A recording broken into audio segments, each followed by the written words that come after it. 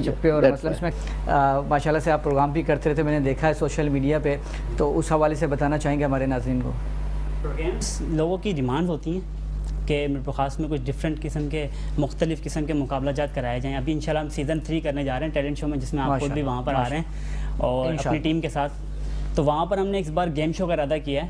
پچھلے سال ہم نے 2 بار ہم نے پروگرام کیے جو ٹیلنٹ شو 1 اور 2 میں، تو ہم نے نعت، تقاریر اور کیلیگرافی کمپٹیشن کروائے. لیکن اس بار ہم نے سوچا کہ کچھ مختلف ہو کہ فیملی کو بھی کچھ چانس ملے، تو اس بار انشاءاللہ ہم ارادہ رکھتے ہیں کہ گیم شو کرانے کا. ٹھیک.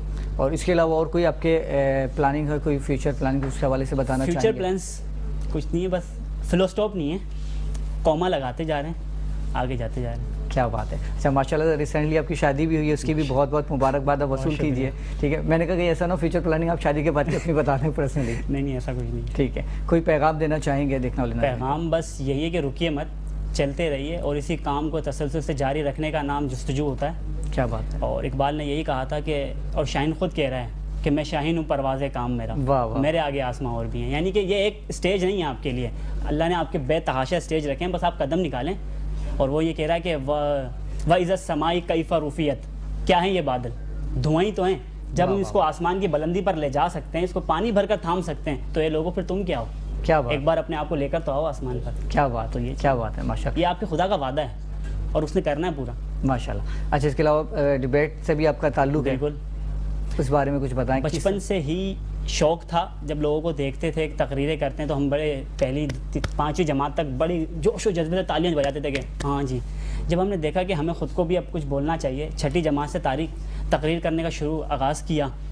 تو جیسے ہی تقریر کرنے لگے پچھلے 1 سال تک لگاتار، یعنی کہ پوری 6ٹھی جماعت تک ہم کسی کوانٹٹی میں ہی نہیں تھے کہ ہم کبھی جیت سکتے ہیں. پھر جب آہستہ آہستہ 7ویں جماعت میں پہنچے تو اللہ نے اتنا کامیاب کیا کہ پھر پہلی، دوسری، تیسری کے بعد ہم کبھی کسی نیچے پوزیشن پر نہیں گئے. ٹھیک. اچھا جیسا کہ میں نے کہا کہ اگر آپ میں ٹیلنٹ ہے اور آپ ہوسٹنگ کرنا چاہتے ہیں تو ہمارا پلیٹ فارم موجود ہے. بالکل. آخری ہمارے پاس 3 منٹ بچے ہیں اور آج ماشاءاللہ سے امیزنگ ٹیسٹ آئس کریم کی اوپننگ سیریمنی ہے اور یہ ایک کیک بھی کاٹا جائے گا، یہاں پہ کیک بھی ہے. جی. اور میں چاہوں گا کہ اب سے ہوسٹنگ کے فرائض آپ انجام دیں. یہ جو آخر کے 3 منٹ ہیں، نہیں ایسی بات نہیں ہے. آخر کے جو 3 منٹ ہے آپ نے دینا ہے، ایکسٹرا آپ نے دینا ہے اور یہ کیک کر. بالکل یہ ہمارا اسٹیج ہے. ایک سوال تینوں مہمانوں سے آئس کریم کے حوالے سے. جی بالکل.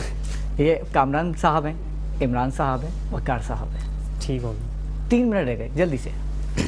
کامن صاحب میرا پہلے آپ سے سوال ہے کہ جس طرح آپ اپنے ذائقے میں، جس طرح گھروں میں کھاتے ہیں، آئس کریم بناتے ہیں ہم لوگ مختلف ڈپارٹمنٹ سے، سیاشے میں ہمارے کو مسالے جات جو ملتے ہیں، اور جو آپ اپنی آئس کریم بنا رہے ہیں، اس ٹیسٹ میں اور اس ٹیسٹ میں کیا فرق ہے؟